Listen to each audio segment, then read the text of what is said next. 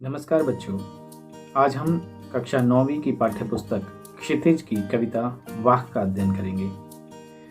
बच्चों, इस कक्षा के बाद आप वाह के बारे में समझ पाएंगे, उनके अर्थ के बारे में आप समझ पाएंगे तथा उनमें आए कठिन शब्दों के अर्थ को आप अच्छे से समझ पाएंगे और पाठ पर आधारित प्रश्नों को आप अपने शब्दों में हल करने में सक्षम होंगे तथा पाठ की व्याख्या को भी आप अपने शब्दों में लिख पाएंगे।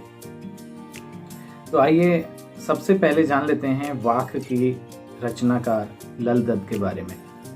बच्चों, ललदद को अन्य कई नामों से भी जाना जाता है, जैसे लल्लेश्वरी, लल्ला, ललरिफा आदि।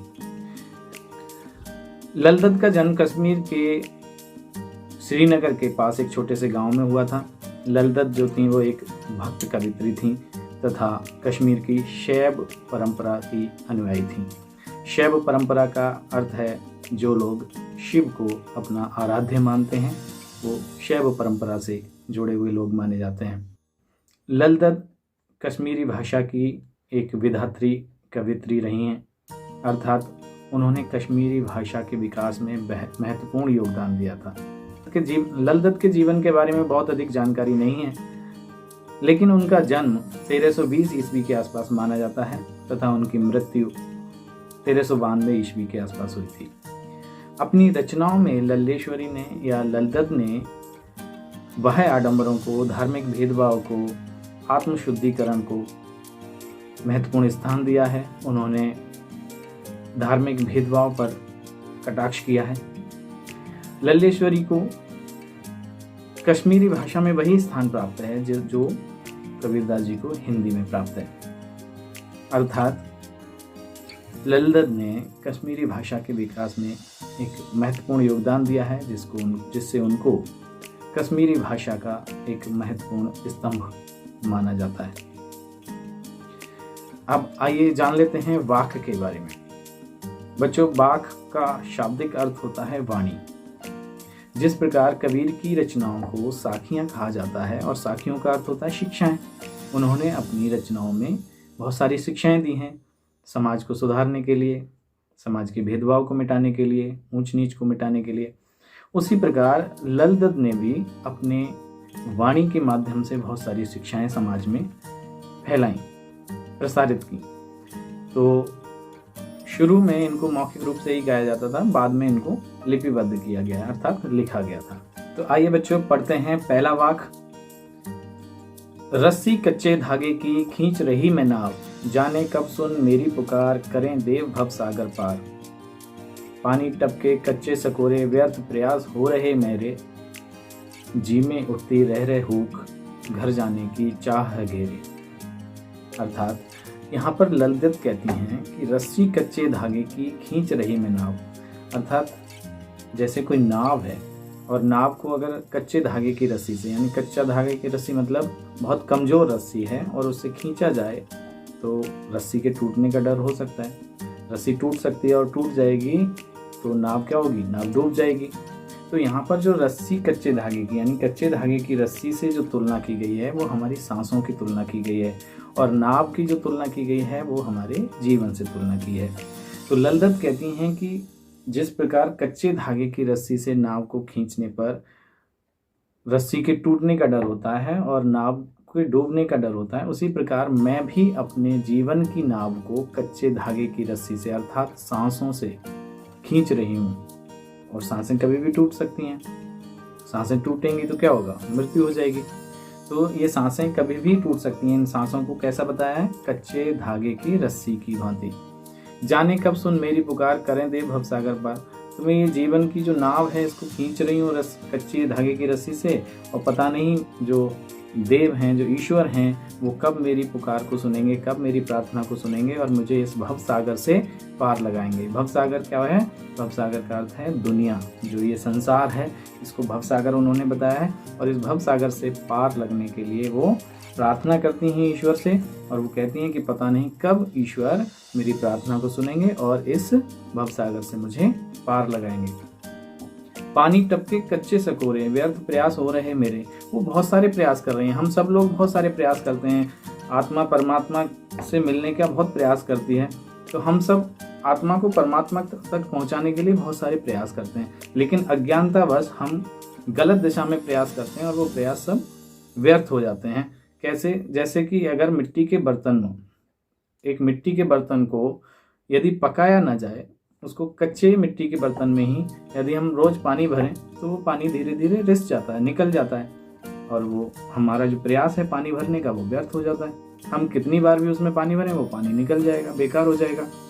तो जो हमारा प्रयास है हमारी अज्ञानता के कारण, क्योंकि वो जो बर्तन है वो मिट्टी का वो कच्चा है, यानी कि हम अज्ञानता में कार्य कर रहे हैं, तो अज्ञानतावश जो हम प्रयास कर रहे हैं वो व्यर्थ हो रहे हैं। जी में उठती रह रहे हुक, घर जाने की चाह है घेरे। मेरे जो ललदत कह रही है कि वो मेरे मन में बार बार हुक उठती है। हुक का मतलब होता है वेदना वाली आवाज़, दर्द भरी आवाज़, आहा जिसको बोलते हैं। तो ऐसी मेरे जी में यानी मेरे मन में बार बार दर्द भरी दुख भरी आवाज़ उठती है, घर जाने की चाह है घेरे। उनको घर जाने की चाह है, घर जाने की बहुत प्रबल इच्छा है। घर कौन सा है? आत्मा का घर क्या होता है? परमात्मा। तो उनकी आत्मा परमात्मा के पास जाना चाहती है, और इसी को उन्होंने घर जाने की चाह बताया है कि मुझे मेरी आत्मा को अपने घर जाने की बहुत प्रबल इच्छा हो रही है, लेकिन उनके प्रयास जो हैं वो व्यर्थ हो रहे हैं, क्योंकि वो प्रयास जो हैं गलत दिशा में हो रहे हैं, अज्ञानता के कारण गलत हो रहे हैं। आइए बच्चों, अब चलते हैं दूसरे वाक्य की ओर। दूसरा वाक्य है, खा खाकर कुछ पाएगा नहीं, ना खाकर बनेगा अहंकारी। सम खा तभी होगा संभावी, खुलेगी सांकल बंद द्वार की। अगर हम हर समय भोग विलास में लगे रहेंगे, हर समय कुछ पाने की दौड़ में लगे रहेंगे, तो हम स्वार्थी हो जाएंगे। सिर्फ हमें अपना हित दिखाई देगा, और अपना हित दिखाई देगा, हम स्वार्थी हो जाएंगे, तो हम ईश्वर को नहीं प्राप्त कर सकते। तो इसीलिए ललदत ने कहा है कि खा खा कर कुछ पाएगा नहीं। अगर तुम भोग विलास में ही लगे रहोगे तो तुम्हें कुछ नहीं मिलने वाला। ना खाकर बनेगा अहंकारी। लेकिन कुछ लोग ऐसे भी होते हैं जो बिल्कुल त्याग देते हैं, खाना पीना सब त्याग देते हैं, व्रत रखते हैं, उपवास रखते हैं, सन्यासी हो जाते हैं, और सन्यासी होने के बाद उनके अंदर क्या होता है? अहंकार आ जाता है कि मैंने तो सब कुछ त्याग दिया, अब तो मुझे ईश्वर मिलेगा ही मिलेगा। लेकिन वो अहंकार उनको ईश्वर की प्राप्ति नहीं होने देता। इसलिए ललदत ने कहा है कि अगर तुम खा खा के कुछ पाएगा नहीं है, अगर तुम खाते रहोगे, अगर भोग विलास में ही लगे रहोगे, तब भी तुम कुछ नहीं पाओगे, और अगर तुमने सब कुछ त्याग दिया तो तुम अहंकारी हो जाओगे, तब भी तुम ईश्वर को प्राप्त नहीं कर सकते। सम खा तभी होगा संभावी। उन्होंने दोनों खाने और त्याग के बीच संतुलन को बनाने की बात कही है। उन्होंने कहा कि सम खा यानी संतुलन रखो, कम खाओ और त्याग भी करो, तभी तुम्हारे अंदर जो है समभाव यानी समानता का भाव आएगा, और तभी खुलेगी सांकल बंद द्वार की, यानी तभी तुम्हें ईश्वर की प्राप्ति हो पाएगी। जिस द्वार से तुम्हें ईश्वर की प्राप्ति होने वाली है उसकी सांकल तभी खुलेगी जब तुम्हारे अंदर समभाव होगा, यानी समान भाव होगा। त्याग और भोग के बीच संतुलन बना लोगे, तब तुम्हें ईश्वर की प्राप्ति हो जाएगी।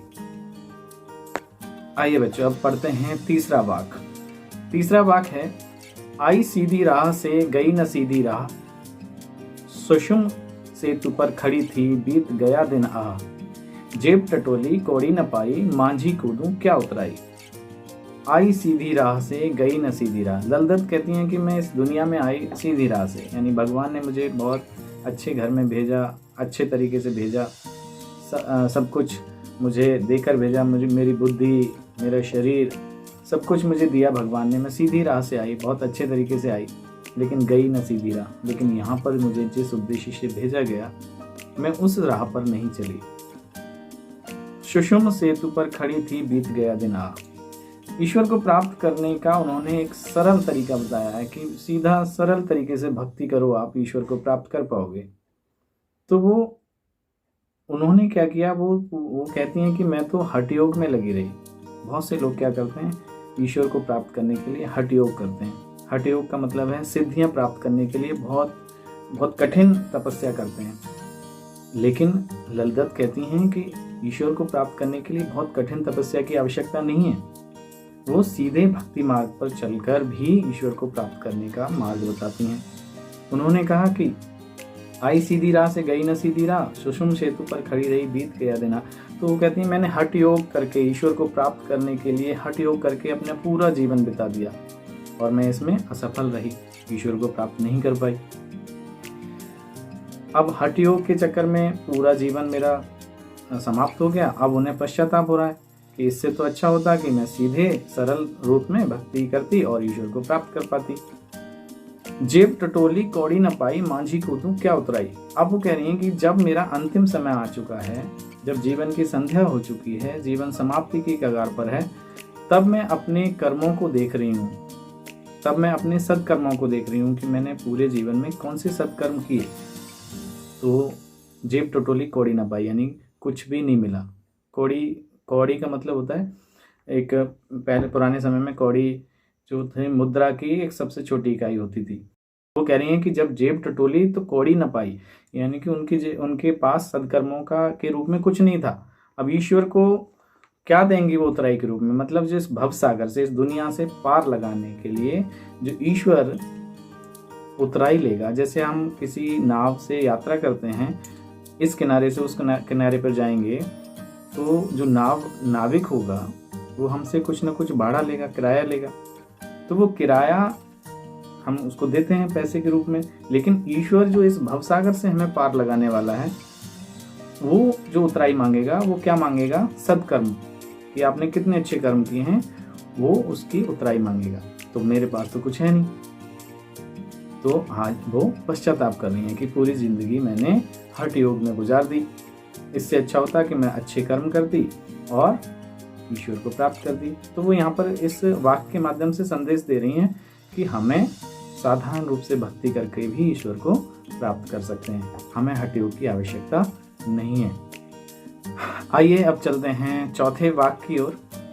चौथा वाक्य है, थल थल में बसता है शिव ही, भेद न कर क्या हिंदू मुसलमान, ज्ञानी है तो स्वयं को जान, यही है साहिब से पहचान। इस वाक्य में ललदद ने जो धार्मिक भेदभाव हैं, जो समाज में जाति पाति ऊंच नीच के भेदभाव हैं, उनका खंडन किया है, उन पर कटाक्ष किया है। उन्होंने कहा है कि थल थल में बसता है शिव ही। देखिए उन्होंने कहा कि दुनिया के हर कण कण में शिव बसता है, क्योंकि आपको मैंने पहले बताया था कि वो शैव संप्रदाय से थी, इसलिए शिव को वो मानती थी, शिव को अपना आराध्य मानती थी और एक ही ईश्वर में वो विश्वास रखती थी कि ईश्वर एक ही है। चाहे कोई भी किसी भी धर्म को मानने वाला हो, लेकिन ईश्वर एक ही है। अलग अलग नामों से हम उन ईश्वर को जानते हैं, लेकिन है वो एक ही। तो उन्होंने कहा है कि थल थल में बसता है शिव ही, भेद न कर क्या हिंदू मुसलमान। वो कहते हैं कि हर दुनिया के कण कण में शिव बसता है, तो इसमें भेद करने वाली कोई बात नहीं कि हिंदू हूँ, मैं मुसलमान हूँ, मेरा तो अल्लाह है, मेरे तो राम है। इन सब की आवश्यकता नहीं है। ईश्वर एक ही है और हम सबको एकता से, भाईचारे से, सद्भाव से रहना चाहिए। ज्ञानी है तो स्वयं को जान, यही है साहिब से पहचान। उन्होंने संदेश दिया है कि यदि तुम वाकई में ज्ञानी हो तो स्वयं को जान लो। कोई बाहरी किताबें केवल पढ़ लेने से ज्ञानी नहीं बन जाता। जब तक आप स्वयं को नहीं जानोगे आप ज्ञानी नहीं बन सकते। ललदद के अनुसार, ललदद कहती हैं कि अगर तुम वाकई में सच्चे ज्ञानी हो तो स्वयं को जानो, खुद को पहचानो, खुद से बातें करो, आत्मज्ञान प्राप्त करो, आत्मशुद्धिकरण करो। यही है साहिब से पहचान। अगर ईश्वर को पहचानना है तो खुद को पहचान लो। सही मायने में यही ईश्वर से पहचान है। यदि आपने खुद को पहचान लिया तो आप ईश्वर को पहचान पाओगे, आप ईश्वर को प्राप्त कर पाओगे। यहाँ साहिब का अर्थ होता है ईश्वर। तो इस प्रकार ये वाक का अध्याय समाप्त हुए। चलिए अब इस पाठ के प्रश्नोत्तर पर चर्चा करते हैं। पहला प्रश्न है, रस्सी यहाँ किसके लिए प्रयुक्त हुआ है और यह कैसी है?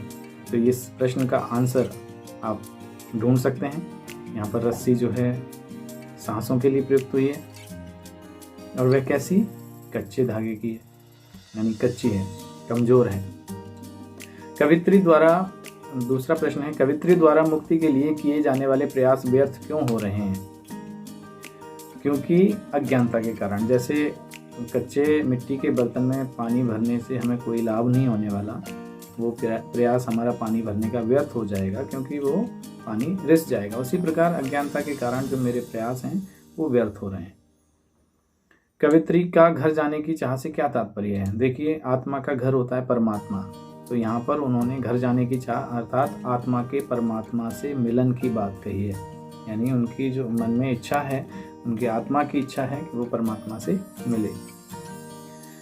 प्रश्न नंबर 4, भाव स्पष्ट कीजिए, यानी इनका अर्थ बताइए। जेब टटोली कौड़ी न पाई। ललदत ने कहा था कि वो पूरे जीवन हठ योग में लगी रही, ईश्वर को प्राप्त करने के लिए हठ योग करती रही, जिससे कि ईश्वर की प्राप्ति हो जाए। और जब उनके जीवन का अंत समय आया तो उन्होंने देखा कि उन्होंने तो सत्कर्म कुछ किए ही नहीं।